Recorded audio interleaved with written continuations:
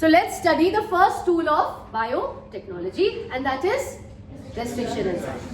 अब बेटा कल मैंने पढ़ाया इसमें कि now restriction enzyme belongs to the classes nucleases. Nucleus मतलब कोई भी चीज जो डीएनए को काटेगा वो क्या हो जाएगा, वो न्यूक्लियस हो जाएगा, ठीक है। तो डीएनए को काटना है, that's why we are calling it nuclease. But nucleases are of two types, exo and endo. कल मुझे बहुत देर लग गई बच्चों को एक्सो और एंडो समझाने में, ठीक है। फिर मैंने उन्हें बहुत बार समझाने क्योंकि वो रिलेट नहीं कर पा रहे थे कि मैम सेंस क्या है इसका। तो मैं आपको अब आपको हो सकता है कंफ्यूजन ना आए। एक्सो न्यूक्लियस का मतलब है, suppose this is a paper, अगर ये डीएनए होता, मैं इसको इसके साइड से कट करती तब क्या होता, एक्सो। और अगर मैं एक पर्टिकुलर सपोज मुझे इतना ये पोर्शन कट करना है तो मैं अंदर कट करूंगी, देन इट इज एंडो। तो रियलिटी में बायोटेक्नोलॉजी में हम एंडो न्यूक्लियस ज्यादा यूज करते होंगे या एक्सो? एक्सो क्यों? अगर मेरा इंसुलिन इस पूरे डीएनए में यहां पर है तो मुझे वही इंसुलिन निकालने के लिए कौन सा एंजाइम यूज करना है, एंडो न्यूक्लियस। वो तो हमने उसको स्टडी किया हुआ है, हमें डिटरमाइन नहीं करना है। दोनों के ही पैलिंड्रोमिक सीक्वेंसेस होते हैं, रिकॉग्निशन सीक्वेंसेस होते हैं। काटने का तरीका अलग है, एक बॉर्डर्स मतलब एक साइड से कटिंग करके इन तक बीच में आता है और एक बिल्कुल उसी टारगेट से उसे कट करना है। So the two types of nucleases are endo and exonuclease. Biotechnology runs on endonucleases. Am I clear? So पहली प्रॉपर्टी हमने समझ ली that they are the group of nucleases enzyme. Now then I explained कि 900 restriction enzymes हमारे पास है out of 230 bacterial strains. अच्छा, कल मैंने किसी से ऐसे ध्यान से पूछा था ना शायद कि ये एंजाइम किस में है, एंड टॉपिक हमारा यही था। ये एंजाइम हमें कहाँ से मिले, या एक दो दिन पहले पूछा था या नहीं, रेस्ट्रिक्शन एंजाइम्स है ना, एक बार पूछा था। यस, सो मैंने ह्यूमन बोला था, तो मैंने आपको बताया था ना कि एंजाइम्स ये वाले ह्यूमंस में नहीं है, ये एंजाइम्स किस में है, बैक्टीरिया। और बैक्टीरिया में ये एंजाइम्स हम वहां से आइसोलेट करते हैं। तो कितने बैक्टीरियल स्ट्रेन से हम कितने एंजाइम्स आइसोलेट कर चुके हैं? 900 strains from 900 enzymes from 230 different strains of bacteria. Am I clear? अब स्ट्रेन का मतलब होता है जैसे आपने रफ स्ट्रेन, स्मूथ स्ट्रेन पढ़े थे ना, ऐसे बहुत सारे स्ट्रेन्स ऑफ बैक्टीरिया।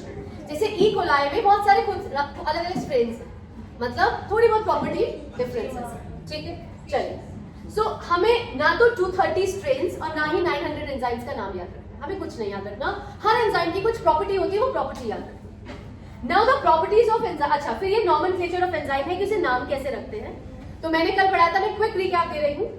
ये जो नॉमेनक्लेचर है कैसे करते हैं, सबसे पहले ये सपोज ये एंजाइम मुझे ई कोलाई से मिला, सो ई कोलाई के लिए मैंने क्या किया, so E coli is the name of the bacteria from which I got the enzyme. So I will take E, मतलब इसका फुल नाम क्या होता है, एस्चर्चिया कोलाई।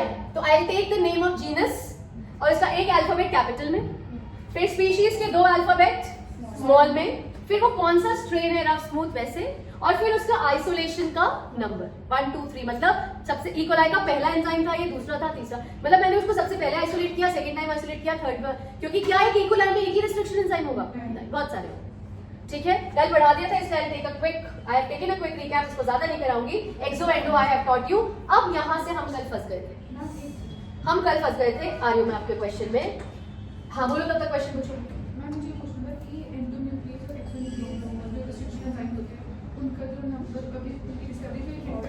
क्या?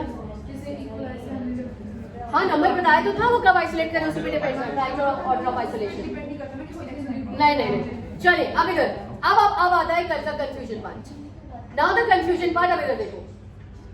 सो हर एक restriction enzyme, suppose I have taken the restriction enzyme as Eco R1। हर एक एंजाइम की एक पर्टिकुलर सीक्वेंस है जिसे वो रिकॉग्नाइज करता है, और वो सीक्वेंस 100% पैलिंड्रोमिक होती है। I told you what is palindromic, anything which is red similar from both sides. Madam एक ही तरह, क्लियर? सो इको R1 जिस पैलिंड्रोमिक सीक्वेंस को रीड करता है वो है GAATTC, C की कॉम्प्लीमेंट्री G, T का AATTC, both directions same reading. Such sequences एक ही palindromic sequence in my entire book is present that we have to learn. What is the palindromic sequence? GAATTC, and why we have to learn? I am telling you. मुझे experiment करने के लिए नहीं सीखना है। हाँ, मैं समझ गया, आप सोच रहे होते होंगे कि ऐसे और ऐसे सेम रीड होगा। मतलब दो स्ट्रैंड्स में अगर ऊपर के स्ट्रैंड में ये रीडिंग है, नीचे के स्ट्रैंड में हर बार ऐसी नहीं आएगी, हर बार नहीं आएगी। रैंडम कोई भी ले लो, जैसे मैंने लिया ATAG, रैंडम लिया, G का कॉम्प्लीमेंट्री C, A का T का A का T, तो क्या ये इधर और इधर सेम रीड हो रहा है? नहीं हो रहा। सो डोंट गेट कंफ्यूज कि it is every time it is like that, it's not like that, ठीक है। It will be read in some cases, it will be read like this कि आपका आगे पीछे सिमिलर रीड होगा। Such are palindromic sequences and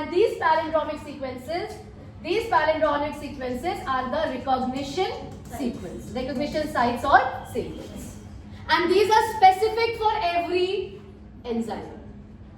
समझ में आया? तो गरिमा तो ऐसे तो देखिए कोई एक्सप्रेशन नहीं है इसमें, क्योंकि मैं I am bad with names I know that, but आपको एक्सप्रेशन तो दे दो कि हाँ मैं ही गरिमा हूँ। क्या होता है एक्सप्रेशन साइट? मॉलिक्यूलर सीक्वेंस और रेस्ट्रिक्शन साइट सेम है, एंजाइम और साइट। अभी क्या पढ़ा रही हूँ? साइट की एंजाइम। साइट क्या होती है? जहां से उसे हमें कट करना है। जैसे इस पेपर में रेस्ट्रिक्शन साइट क्या है? इसका ये वाला अगर ये है तो इसकी ये बॉर्डर उसकी साइट है, और जिस एंजाइम को यूज करूंगी वो एंजाइम है। रेस्ट्रिक्शन साइट की फीचर क्या है? All restriction site are palindromic and they are specific for every. तो क्या इको R1 की जगह if I use an enzyme suppose N2, क्या वो इस साइट को कट करेगा? नहीं, बिकॉज इसके लिए ये कोई सीक्वेंस भले पैलिंड्रोमिक है but it's not specific for Eco R। Am I clear?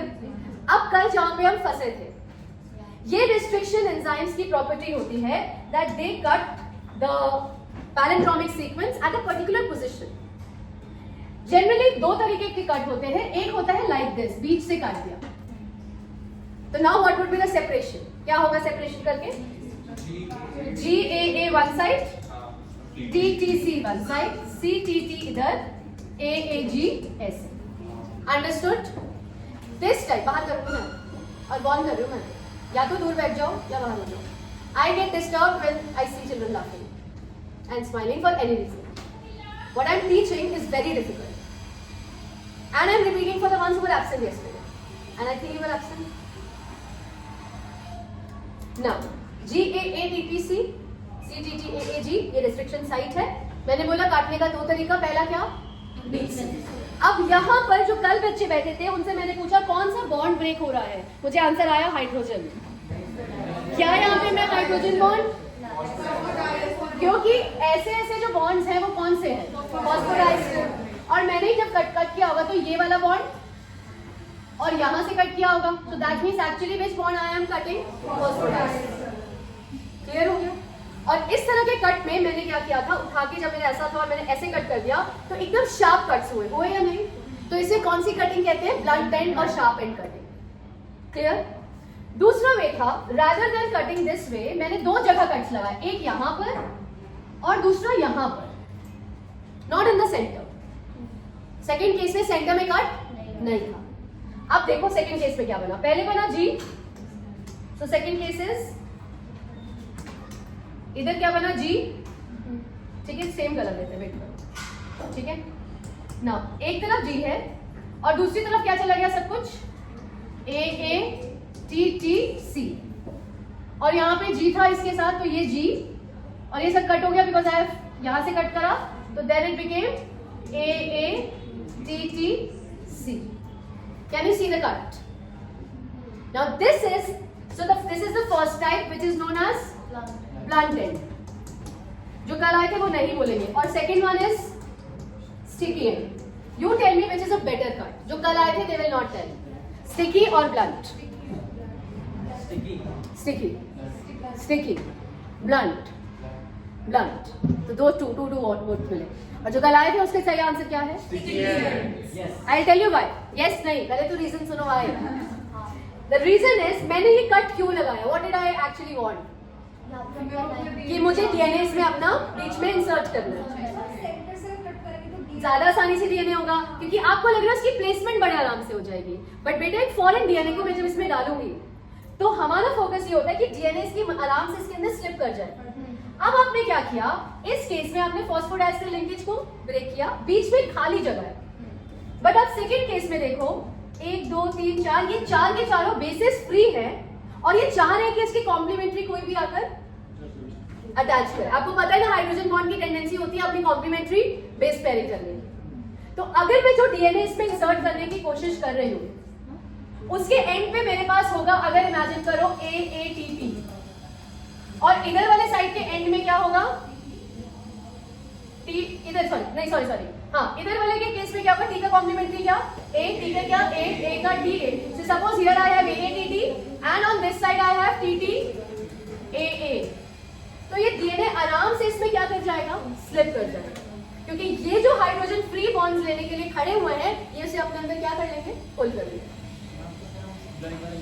क्या ब्लंट वाला पैटर्न ऑफ कटिंग है वो भी अपने अंदर डीएनए एक्सेप्ट करता है, बट इजियर वे कौन सा होगा स्लिप होने का, स्टिकी एंड्स। और जिसके लिए याद रखना एक रूल होता है कि एंजाइम जो हम आपका वेक्टर या प्लाज्मिड यूज कर रहे हैं जिसके अंदर मुझे अपना जीन इंसर्ट करना है, और जब हम जीन कहीं से कट कर रहे हैं we will cut the gene and the plasmid और vector with the same type of enzyme. क्या repeat the thing is that suppose this is my entire DNA जिससे मुझे इंसुलिन निकालना है, उसे कट करना पड़ेगा। So if I am using EcoR1, मैंने कट करके बाहर किया, फिर आई टोल्ड यू कि मैं उसे किसी वेक्टर में डालती हूँ, उस वेक्टर में जब मैं डालूंगी तो भी मुझे क्या चाहिए होगा, सेम एंजाइम। तो there are 3 rules for the enzymes. Number 1, enzymes cut the DNA at specific sites which are known as restriction sites. The restriction sites are particular for every. The way they cut the restriction site is sticky end or blunt end. The better version is sticky end. And it's mandatory that if you are cutting the particular DNA from one particular, you are using a particular enzyme, then the vector has to be cut with the same. दो तरीके थे, एक one was suppose this is the DNA, one was to cut it directly from the centre, ये कौन सा and बना, blunt and, बीच में DNA insert करना है। दूसरा तरीका था कि मेरे कटिंग की पोजीशनिंग ऐसी थी कि मैंने कुछ इस तरीके का डीएनए बनाया। अब जो मेरे डीएनए का ये वाला और ये वाला पार्ट था, उसकी बहुत अच्छी बात यह है कि इनके कॉम्प्लीमेंट्री बेस पेयरिंग्स जो है वो एम्प्टी है, ये खाली पड़े। जैसे अगर यहाँ A है तो इसके सामने इसका T नहीं है, तो बहुत आसान से मैं कोई भी डीएनए को इसके साथ अटैच कर सकती हूँ because of its overhanging sequences.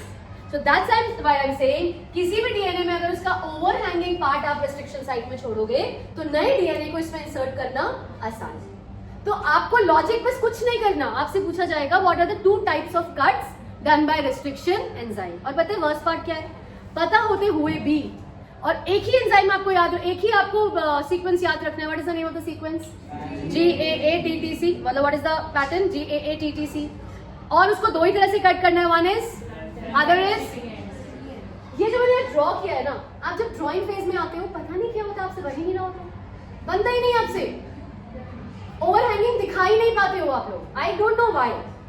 So make sure when you are preparing at home, try to draw it so that you can easily explain with the help of a diagram that this is blunt end and this is sticky end, and which is the better version. So are you ready to write a 3 marker question on restriction enzyme? What are restriction enzymes? Tanush, I'll come to your question. What are restriction enzymes? These are nucleases which are isolated from bacteria and recognize a particular sequence that is known as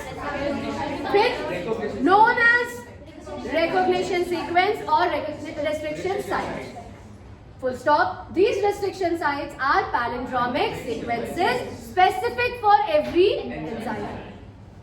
Then the enzymes cut the restriction site into 2 types. लिखने का तरीका है ना Kavya? So they cut the enzyme into 2. They cut the site in 2 ways. One is blunt end and other is sticky end. Blunt and को हम लिखेंगे से ये समझ में आता, बोलो कैसे लिखेंगे, from a centre. So here, so you will cut the opposite phosphodiester bond, very good, such that no overhanging sequences are left formed. And whereas in case of sticky end, they are cut from different sides, different points, such that different phosphodiester, the opposite नहीं, opposite word यहाँ आएगा ही नहीं, so different sides such that overhanging sequences are left. और इसमें क्या है, best way है साथ में क्या कर दो, ड्रॉ कर दो। Clear, under